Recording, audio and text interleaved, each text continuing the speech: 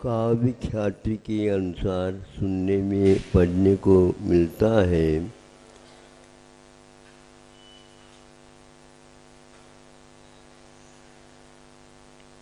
सिंगनी का दूध स्वर्ण पात्र में टिकता है।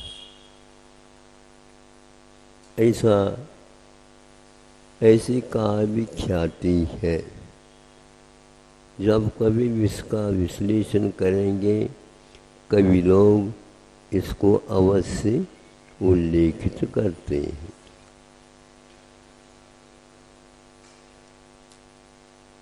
ऐसा कौन सा क्षार पदार्थ है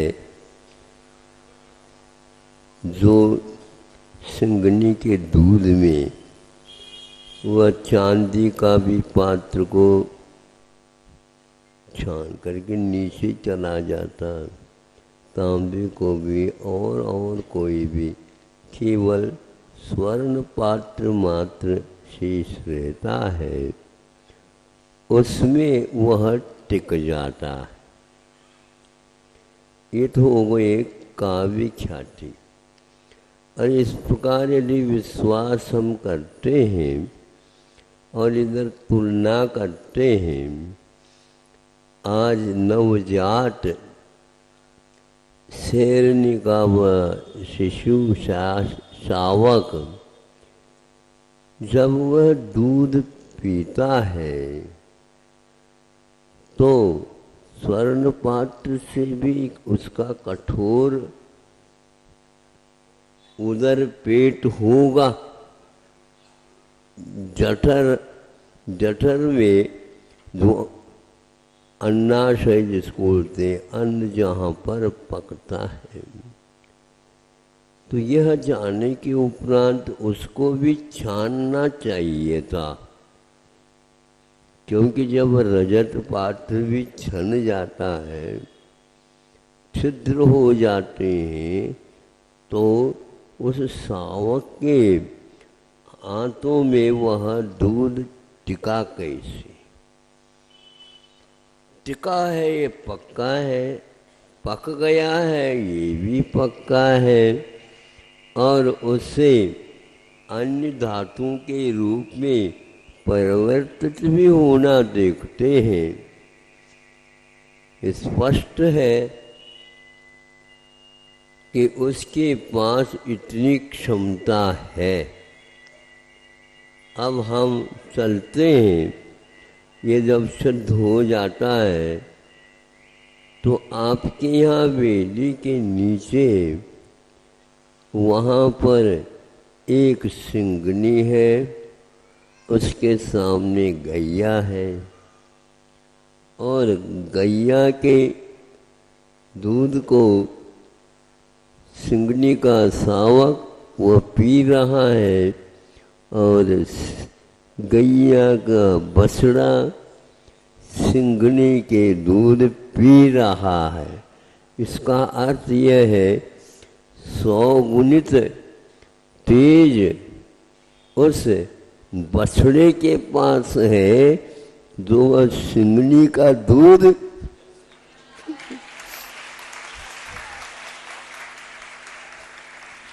पी गया, और यह प्रतिदिन पीता गया। 6 महीने तक तो सिंगनी और कुछ पिलाती ही नहीं, और वह मांगता भी नहीं। जब कभी भी पीना तो माँ के वहाँ दूध को पीना। हमने कई बार सोचा, हे भगवान, या तो इसमें कमी है या तो इसमें कमी है। काव्य ख्याति में गलत लिखा गया।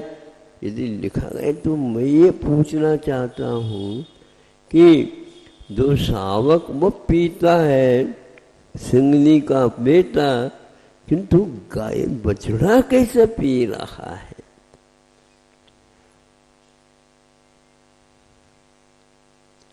ध्यान रखो, गाय के पेट में ऐसा रसायन है जो घास फूस और अनेक प्रकार के पत्ते आदि भूसा आदि खा लेता है, और उसमें से कौन से ऐसे आपके पास भट्टी है जो दूध के रूप में परिवर्तित कर दे।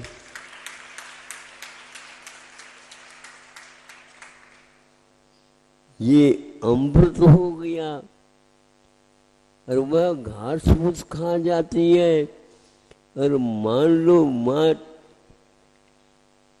देहावसान को प्राप्त हो जाए और वह लड़का रह जाता है, वह भी पीता चला जाता है, ये कैसा संभव है?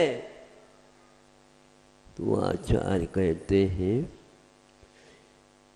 भिन्न भिन्न पात्रों के अनुसार भिन्न भिन्न यह पाचन होता रहता है। इसमें हम लोग अपने बुद्धि से सोचते रहते हैं, ऐसा कार्य नहीं होता, क्योंकि अपने अपने उपादान के अनुसार और क्षेत्रों के अनुसार भिन्न क्षेत्रों में भिन्न व्यक्तियों के निमित्त से भिन्न भिन्न परिणमन होते हुए देखते हैं। जहाँ पर 500 इंच की वर्षा होती है, कैसी है? धरती कहती है और भी 500 हो जाए तो हम ठीक कर देंगे। 1000 इंच भी वर्षा हो जाए तो धरती कहती है इसके पास इतनी क्षमता विद्यमान है और उसको वह पी लेता हूँ। राजवार्तिककार ने एक स्थान पर लिखा है, पृथ्वी को पहले क्यों कर रखा, फिर जल और अग्नि और वायु वनस्पति को एक प्रकार से एक धातु नहीं मानते, तो इस प्रकार क्रम क्यों रखा? यदि धारण करने की क्षमता है तो एकमात्र धरती के पास ही रहती है और किसी तत्व के पास नहीं। अरे थोड़े से पानी गिर जाए, गीली हो जाए, नहीं इसके पास कहाँ क्षमता, तुम देखते रहियो। उस बीज को कोई भी अंकुरित नहीं कर सकता, और पानी आ भी जाए तो भी वह गलता ही नहीं बीज, किंतु धरती उसको सुरक्षित करती है 4-5 महीने और अपने तत्व को दे देती है। और आप लोग जिस पर बैठे हो आनंद का अनुभव कर रहे हो, हाँ, आटा आपको उसी बीज से उत्पन्न होता है। धरती यदि नहीं है, जल में उनको रखो तो कभी भी नहीं आए। क्या समझ रहे हो आप? नोट के माध्यम से चल रहे हो, नहीं समझे? और इस नोट के माध्यम से वोट ले रहे हो, और वोट के माध्यम से क्या कर रहे हो, ये कुछ समझ में नहीं आता। वह भी तत्व, ये भी तत्व। जल को धारण करने की क्षमता नीचे और न जाए, इसलिए उसको सुखो करके वहीं के वहीं रख देता है। तालाब नया बनाया जाता है, खोद करके किसानों के माध्यम से। वो कहते हैं इसमें पत्थर नहीं लगा करके मिट्टी से पूछ दो तो यहाँ तालाब का पूरा जल लबालब तालाब बनेगा। और उसके लिए कुछ खिड़कियां रखो, उनमें से अधिक पानी बाहर चला जाए, बाकी वह ज्यों का त्यों बना रहेगा। और रिसने नहीं देता तालाब उस पानी को ज्यों का त्यों रखता है। उस पानी का उपयोग किसान मीलों दूर तक ले जाता है और उसके माध्यम से धरती फलवती हो करके आप लोगों को अन्न प्रदान करती है। यह 3-4 धातुएं एक प्रकार से ऐसे हैं जो ये परिवर्तन में कारण होते चले जाते हैं। हम अब थोड़ा सा अध्यात्म की ओर देखते हैं। गुरु जी के वचन मिलते हैं, सुन लेते हैं। पशु भी सुन लेता है। छोटा लड़का 8 वर्ष जिसको आप बोलते हैं वो भी सुन लेता है। और क्या पशुओं में अलग स्थिति है, वह भी सुन करके सम्यक दर्शन और देश संयम भी धारण कर लेते हैं। और वह शब्द जा करके उसके मन के ऊपर क्या प्रभाव डालता तो वो भगवान जानते हैं, हम कुछ भी नहीं जानते। और उसमें संयम लब्धिस्थान आ जाता है। सामान्य व्यक्ति कुछ बोल दे तो उसका असर उसके ऊपर नहीं होता और उसके माध्यम से वह परिवर्तित होकर के जीवन में पंचम गुणस्थान के योग संयम लब्धिस्थान बन जाता। पूर्व कोटि वर्ष तक यह उसकी स्थिति रह सकती है। कई प्रकार के प्रकृति में तूफान उठ गए तो भी वह संयम लब्धिस्थान उसका मिटता नहीं। उत्पन्न हुआ और मिटने के बहुत साधन होते हुए भी मिटता नहीं है। ऐसे कौन से उसने तत्व उसमें डाला? करुणाधार। एक करुणा के साथ इसका भी जीवन सुधर जाए तो वहाँ सिंह भी है, सर्प भी है, नौला भी है, अनेक प्रकार के हिंसक जीव भी इस सम्यक दर्शन आदि तत्व को स्वीकार कर लेते।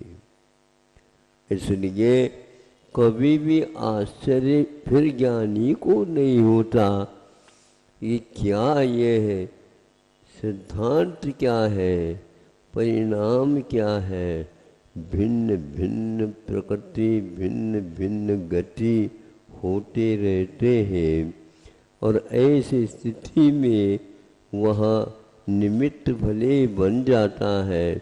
उपादान में इस प्रकार का रसायन परिणमन हो जाता है और हम बाद में आंखें खोल देते हैं कि वाह वाह, ये सब इन आंखों से नहीं दिखता। बंधुओं, सर्वज्ञ के जो वचन है इन वस्तुओं का कथन नहीं करता, किंतु वह एक प्रकार से गुह्य अर्थ जो है, जो छुपा हुआ है, उसके बारे में गंधर्व परमेश्वर को समझाते हैं।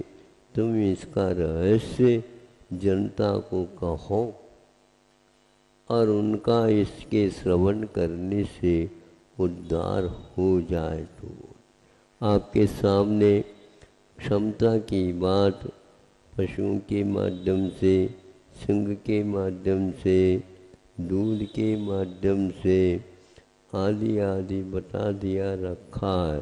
इसके अलावा भी और कई प्रकार के परिणाम होते होंगे और वह सारा का सारा वर्णनीय होते हुए भी प्रयोजनीय नहीं है।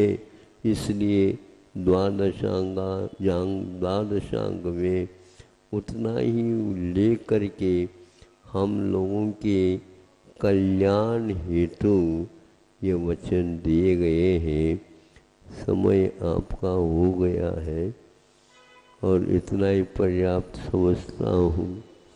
सिंगनी का शावक और गैया का बछड़ा यह भूसे के माध्यम से दूध का होना, दूध के विधिवत तपाना इत्यादि होने से घृत तक उसकी उत्पत्ति हो जाना और उसके थोड़े से छटांग पर लेने से पहलवान बनने की क्षमता भी आ जाना, ये सब सामान्य व्यक्ति खा लेता पी लेता और हो गया।